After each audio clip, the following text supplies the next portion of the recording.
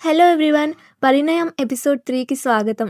మీరు 'పరిణయం' ఎపిసోడ్ 1కి ఇంతలా సపోర్ట్ ఇస్తారని నేను అస్సలు ఎక్స్‌పెక్ట్ చేయలేదు. మీరిచ్చిన సపోర్ట్ వల్ల నిజంగా నాకు చాలా మోటివేషన్ లభించింది.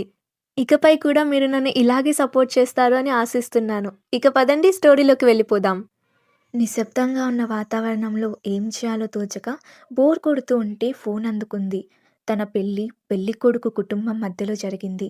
మహేశ్వరి గారు లక్ష్మి కోసం తన ఇంట్లో వాళ్ళని తప్ప ఇంకెవరిని పెళ్ళికి అనుమతించలేదు.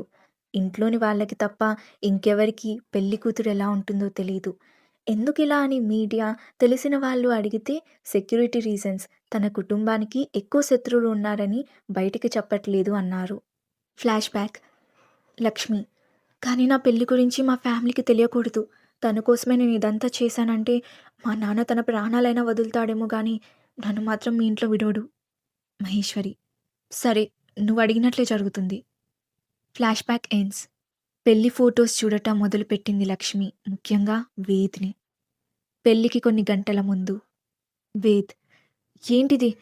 ఇది నిజం కాదని చెప్పు లక్స్. ఆఫీస్ నుంచి అప్పుడే ఇంటికి వచ్చిన వేద్కి అసలేం అర్థం కాలేదు. రాగానే తన పెళ్ళి అని, అది కూడా లక్ష్మితో అని చెప్పటంతో ఆశ్చర్యపోయాడు, నమ్మలేకపోయాడు. తను మాట్లాడితే వేద్లోని కంగారు కోపంగా మారుతుంది అని అర్థమయ్యి ఆ కోపాన్ని ఎదుర్కొనే ధైర్యం లేక మౌనంగా ఉండిపోయింది. వేద్: మాట్లాడు లక్స్, నువ్వెప్పుడు సైలెంట్గా ఉంటే నిజంగా మన పెళ్లి జరగబోతోందా? చెప్పు అని తన భుజంపై చేతులు వేసి తనని కదుపుతూ గట్టిగా అడిగాడు. గుండె వేగం పెరుగుతూ ఉంటే అవును అని గట్టిగా అరిచి 2 అడుగులు వెనక్కి వేసింది. వేద్: నా నా కళ్ళల్లోకి చూసి చెప్పు లక్ష్మి, నా వైపు చూడు. ఆ 2 అడుగుల నుంచే ప్రశ్నించాడు. చిన్నగా వేద్ వైపు తడి కళ్ళతో చూసింది.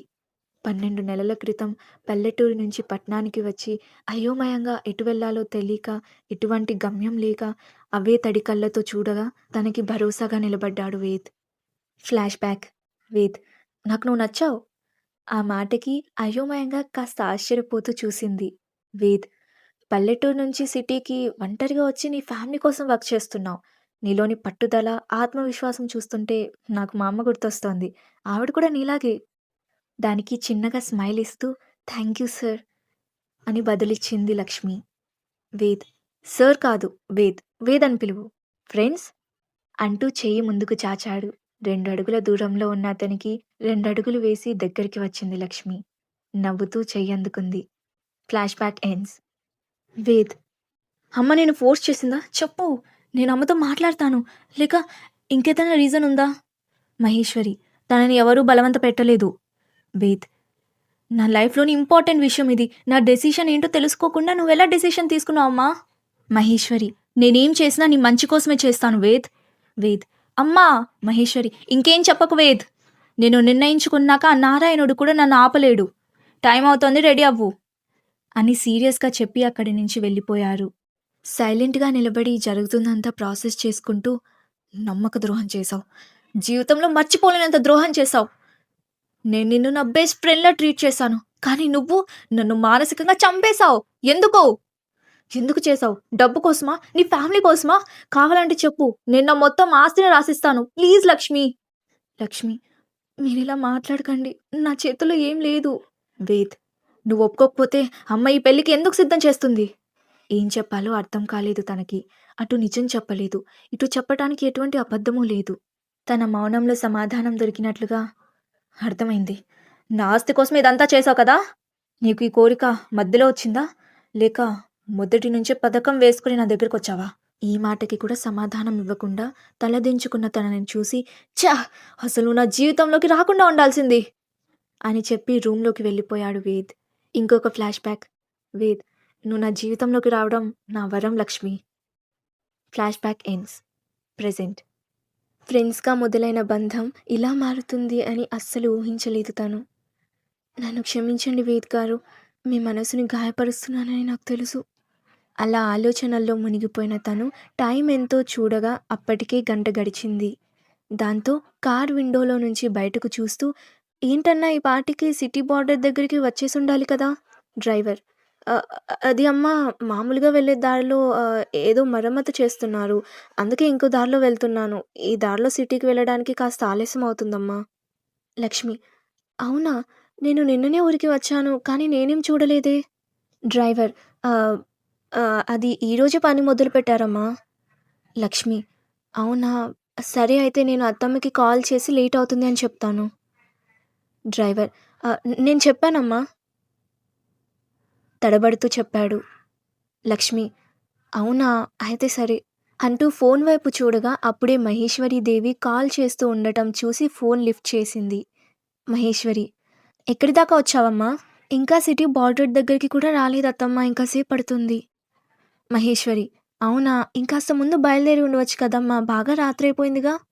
లక్ష్మి: త్వరగానే బయలుదేరానత్తమ్మా. ఆ రోడ్ రిపేర్ చేస్తున్నారు కదా! అందులో వచ్చుంటే త్వరగా వచ్చేసుండు. మహేశ్వరి: అవునా? సరే జాగ్రత్త. అవునా అని మహేశ్వరి గారు అనటంతో అత్తయ్యకి తెలుసు కదా! మరి అవునా అని తెలియనట్లు అంటున్నారేంటి?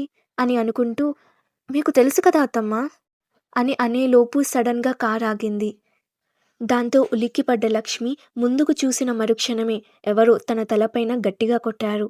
నొప్పికి తనకి తెలియకుండానే ఫోన్ చేతిలో నుంచి వదిలి తల పట్టుకుంది. చిన్నగా శరీరం మొత్తం స్పర్శ లేకుండా పోయి చివరిగా స్పృహ కోల్పోయింది.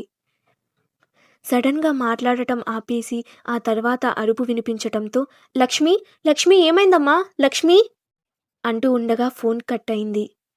కంగారుగా ఫోన్ వైపు చూస్తూ కాసేపు దీర్ఘంగా ఆలోచించటం మొదలుపెట్టారు మహేశ్వరి గారు. వెంటనే ఓ నంబర్‌కు డయల్ చేశారు. వేద్: సో, ఈ కొత్త టెక్నాలజీతో చేసిన ఈ బిల్డింగ్‌లో అన్నీ అంటూ ఉండగా పాకెట్‌లో ఫోన్ వైబ్రేట్ అవ్వటం చూసి తను చెప్పేది ఆపాడు. మీటింగ్ మధ్యలో ఫోన్ లిఫ్ట్ చేయలేడు కాబట్టి ఇగ్నోర్ చేసి మళ్ళీ తన స్పీచ్ స్టార్ట్ చేశాడు. కానీ పదే పదే ఫోన్ వస్తూ ఉండటంతో పాకెట్‌లో నుంచి ఫోన్ తీసి చూడగా అమ్మ కాల్ చేస్తున్నారేంటి? నా షెడ్యూల్ అమ్మకు తెలుసు కదా! అయినా కాల్ చేస్తున్నారంటే ఏదో ఇంపార్టెంట్ అయుంటుంది అని అనుకుంటూ ఒక్క నిమిషం అంటూ సైడ్‌కి వచ్చి ఫోన్ లిఫ్ట్ చేశాడు. వేద్: ఏంటమ్మా నేను మీటింగ్‌లో ఉన్నానని మీకు తెలుసు కదా! మహేశ్వరి: లక్ష్మి, తననెవరో కిడ్నాప్ చేశార్రా. వేద్: వాట్? అని కాస్త షాక్ అవుతూ ఎవరో గాని మంచి పనే చేశారు అని చెప్పాడు. మహేశ్వరి: వేద్ అని గట్టిగా అరిచారావిడ. వేద్: అమ్మా, ఆ లక్ష్మి గురించి అయితే నాకు కాల్ చేయకు. దానికంటే నాకు ఈ మీటింగే ఇంపార్టెంట్ అంటూ కాల్ కట్ చేశాడు. మహేశ్వరి: ఛ! వేద్ అంటూ భీష్మ అని గట్టిగా అరిచారు. ఆ అరుపుకి వెంటనే పైనుంచి మెట్లు దిగుతూ కిందకి వచ్చాడు భీష్మ.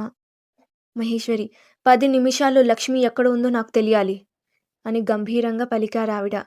ఓకే అని మరో క్షణం వృధా చేయకుండా అక్కడి నుంచి వెళ్ళిపోయాడు భీష్మ. మళ్ళీ ఫోన్లో ఎవరికో కాల్ చేశారు మహేశ్వరి గారు. మీటింగ్లో వేద్ చెప్పేది వింటున్న పూజ టేబుల్పై ఉన్న ఫోన్ వైబ్రేట్ అవ్వటంతో దాని వైపు చూపు మళ్లించింది. డైరెక్ట్ సీఈఓ గారు కాల్ చేయటం చూసి కళ్ళు పెద్దవి చేసింది. అరక్షణం కూడా వేస్ట్ చేయకుండా వెంటనే ఫోన్ చేతిలోకి తీసుకుంది. చిన్న గొంతుతో హలో మ్యామ్. మహేశ్వరి: వేద్ అక్కడే ఉన్నాడా? కోపంగా అడిగారావిడ. పూజ: అవును మ్యామ్. మహేశ్వరి: వాడికివ్వు, మాట్లాడను అని అంటే నేను ఒక ఇంపార్టెంట్ విషయం చెప్పాలి అని చెప్పు అని మహేశ్వరి గారు చెప్పిన వెంటనే పైకి లేచి, సార్ మహేశ్వరి గారు ఫోన్ చేశారు, మీతో మాట్లాడాలంట. వేద్: అవసరం లేదు, ఫోన్ కట్ చేయి. మహేశ్వరి గారికి ఏమాత్రం తగ్గకుండా చెప్పాడు. పూజ: "అ ఏదో ఇంపార్టెంట్ అంట సార్." వేద్: అది ఆవిడకి మాత్రమే ఇంపార్టెంట్. పూజ: సార్ ఒక్కసారి మాట్లాడండి సార్. వీళ్ళ గొడవ మళ్ళీ మొదలైందా అనుకుంటూ చెప్పింది. దాంతో కోపంగా ఫోన్ లాక్కొని సైడ్‌కి వచ్చాడు. వేద్: ఏంటమ్మా? మహేశ్వరి: గంటలో లక్ష్మి నా ముందుండాలి. లేదంటే గంట 2 నిమిషాలకి లక్ష్మి ఉన్న చోట్లో నేనుంటాను. వేద్: అమ్మా! మహేశ్వరి: అమ్మనే. నీకు నీ అమ్మ గురించి బాగానే తెలుసు కదా! అని చెప్పి కాల్ కట్ చేశారు. ఛ! అంటూ ఫోన్ విసరబోయాడు. అంతలో సార్ అది నా ఫోన్ సార్ అని అరుస్తూ వేద్ దగ్గరకు వచ్చింది పూజ. కోపంగా ఫోన్ వైపు, పూజ వైపు చూసి ఫోన్ కోపంగా పూజ చేతిలో పెట్టాడు. అందరి వైపు చూస్తూ ఏంటి నా వైపు చూస్తున్నారు? మీటింగ్ క్యాన్సిల్ అంటూ అక్కడి నుంచి వెళ్ళిపోయాడు. కార్‌లో వేగంగా ఆఫీస్ నుంచి బయలుదేరాడు వేద్. అలా 5 నిమిషాలు గడవగానే పక్క సీట్‌లో పెట్టిన తన ఫోన్ రింగ్ అవ్వటం స్టార్ట్ అయింది. స్పీకర్‌లో పెట్టి చెప్పు భీష్మ ఎక్కడుందది? భీష్మ: సిటీ బార్డర్‌లోని అమ్మవారి టెంపుల్ దగ్గర ఉన్న కన్‌స్ట్రక్షన్ సైట్‌లో. వేద్: ఓకే అని కాల్ కట్ చేశాడు. భీష్మ ఎదురుగా సోఫాలో కూర్చొని ఉన్న మహేశ్వరీదేవి నువ్వు కూడా వెళ్ళు భీష్మ అని చెప్పారు. మరి ఇది ఇవాల్టి ఎపిసోడ్ ఫ్రెండ్స్. మీకు ఎలా అనిపించిందో తప్పకుండా కామెంట్ చేయండి. అలాగే వీడియోని లైక్ కూడా చేయండి. ఇలాంటి మరిన్ని ఎపిసోడ్స్ నేను మీకోసం తీసుకొస్తాను ఫ్రెండ్స్. సో, ఈ ఛానెల్‌ని సబ్స్క్రైబ్ చేసుకోవడం అస్సలు మర్చిపోకండి. బాయ్.